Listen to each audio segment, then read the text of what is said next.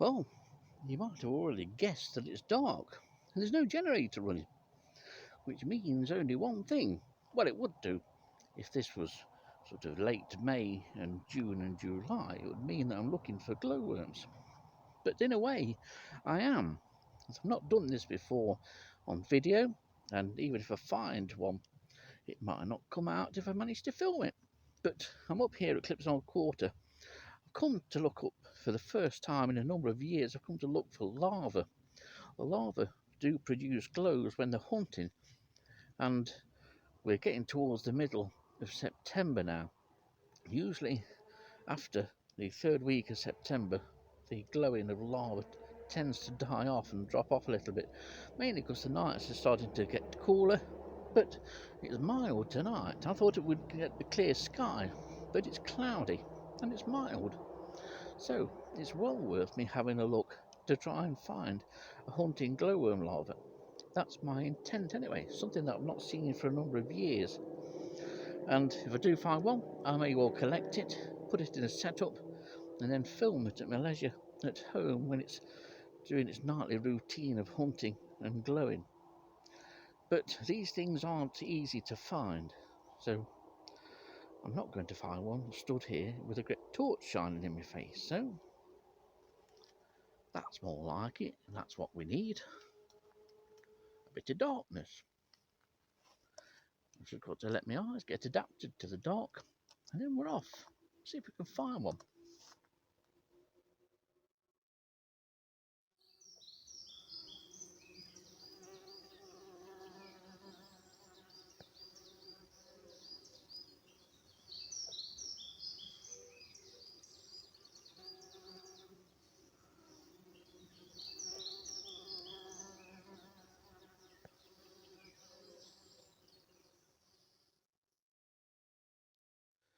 Now, finding glowworm larvae is no easy task.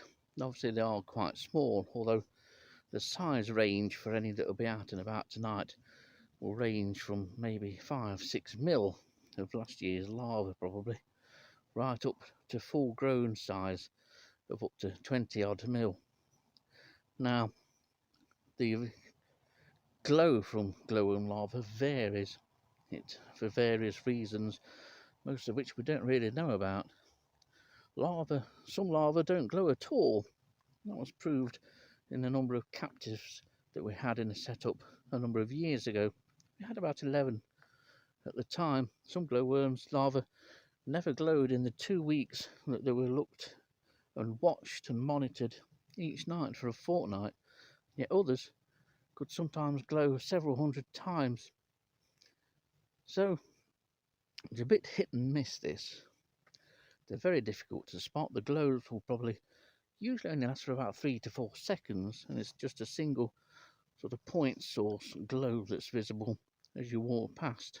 Then, because of the amount of vegetation, finding them and locating them with torchlight is also no easy task, but we'll see what we can do. Can but try. Lights out.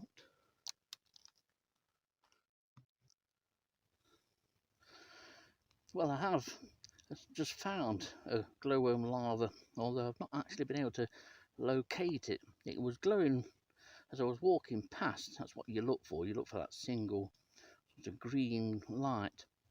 It was on the right hand side of the path that was coming down through section O, and I'll put a location marker to where I am now, and it was just before I reached this point.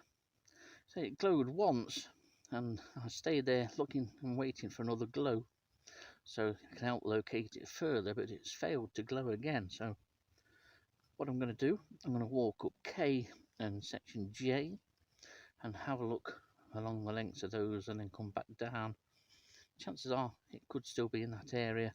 They don't go too far, but although you can find them initially by that one glow, when that glow goes out, you have to wait for a second, sometimes a third, fourth and fifth glow before you manage to locate them. It's no good just going in like a bull in a china shop with a torch to try and find them. That rarely works. So they are glowing, but it's just a shame the one that I've seen wasn't glowing as freely as they can do.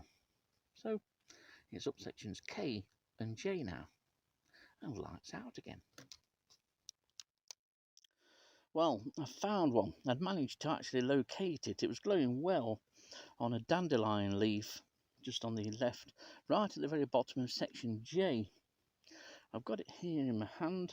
It's quite an active glow. It's glowed several times, and to be honest, it was quite easy to find. It wasn't in really heavy vegetation, which they tend to be in. So I'd best show you it. Well, I've managed to locate it easily enough. It glowed several times, quite lengthy glows each time, not the sort of 3-second average hunting glows, but it was easy to locate as well, not in too densely vegetated a spot. In fact, this one, as I mentioned, was on a dandelion leaf, so quite easy to find. It measures in the high sort of teens, about 18 mil. It's just going to start and open up and become active, but you just may be able to make out the glowing plates right at the end of the abdomen. So I'll take this one home and get it set up, and it can hang out with me over the winter, safe and secure, and hopefully we might be able to get some film of this larva producing the typical hunting glows. When they do locate prey, they produce what we used to call a feeding glow, and that was always long and dim. And when I say long, it could last for hours. But this one has a strange jerky walking action look. It is something I've seen before, but we're looking at that now. That's a 20 mil larva. That will probably be male next year in 6-7 months time. I don't know how well you can see that fading green dot, but this is a glowworm larva, and it's sat what I can make out about 2 foot up a grass stem. This is something they do fairly often. It's not an uncommon sight, but I was just walking back down through K. Let's see, I'll just move this to the side. We can get a better angle, because just then it produced 3 almost continuous glows, but just got to wait and hope that I've got it in the middle of the screen somewhere and that it starts to glow again. But there, it's just starting to appear. Here we go, look. Now it's just done 3 glows like this, fading out. Why do they do this? It'll probably just, it has gone out now, but it'll probably just flare up again. Sometimes it flares up without ever really going out. And here we go, here's another glow, look. And this is just how it looks. I've briefly seen it in torchlight, because I don't like to shine torchlight on them because then it affects the glow, but this is quite an unusual one though. I can't remember seeing one act like this.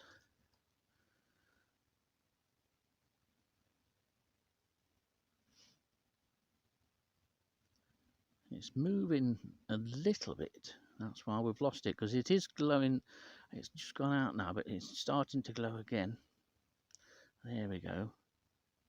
It is moving now. It's descending the grass. Never seen this before, and I want to see it in torchlight. This is quite incredible. I'm looking just to the side of the camera, but it is, let's see, if I illuminate this. Oh, it's face down. I thought it was face up. It is here on this stem. It's actually, yeah, it's not, this actually isn't a bit of grass. This is a bit of hogweed.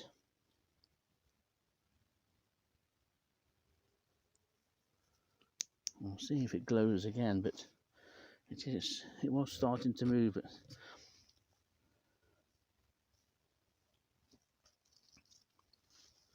That's excellent. I think we'll pop that up as well. This is very pleasing, the number of larvae. I'll tell you why in a minute. And here's that larva. It looks about the same size as the one I've already got potted up as well. But that was great to catch it glowing. Fabulous. Let's get it in a pot. It will be put into realistic setups. Lights out. So I'm pleased to have got two.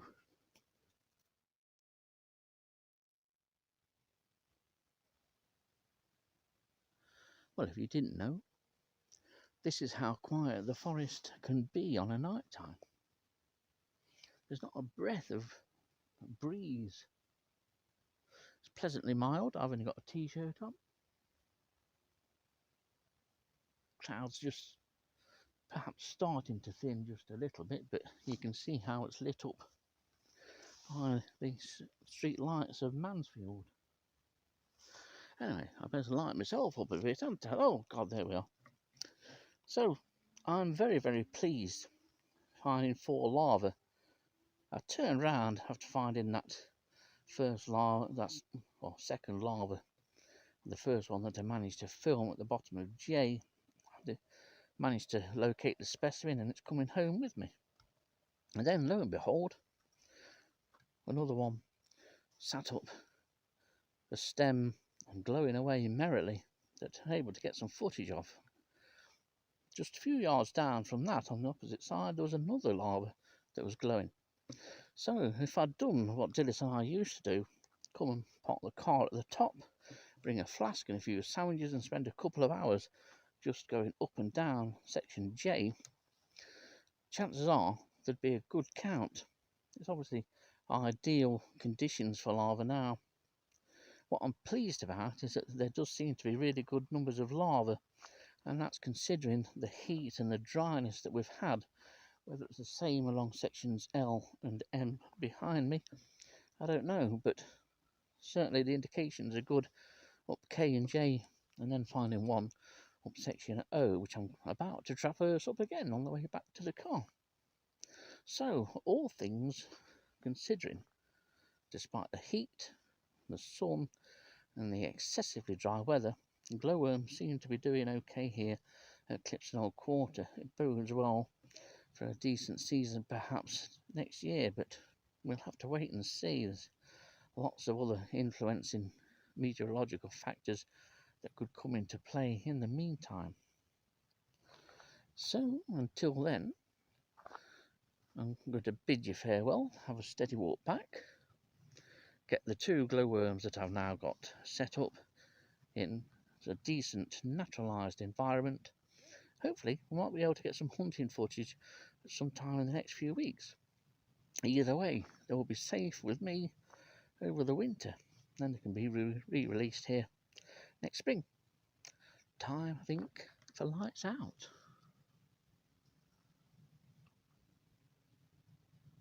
There we go. Job done.